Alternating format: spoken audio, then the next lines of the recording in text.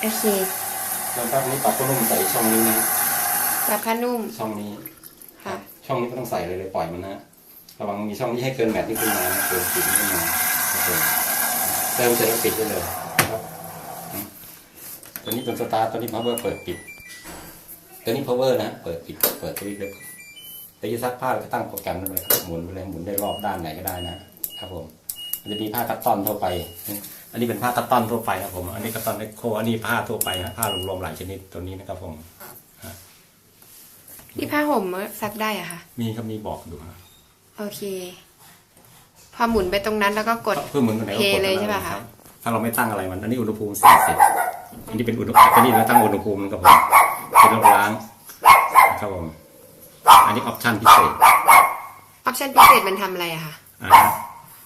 คือจะเพิ่มออปชั่นมันมีเพิ่มออปชั่นกดไปมันขึ้นอย่างเงี้ยอ๋อออปชั่นถ้าเราไปใช้อย่างงี้อ๋อ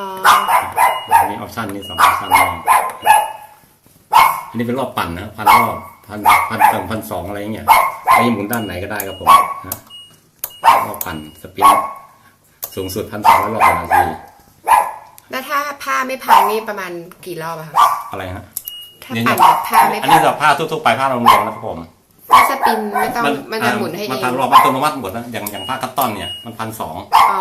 ครับอย่างผ้าไอโคเอโก้นี่ผ้านี่ครับอันนี้พวกกีฬา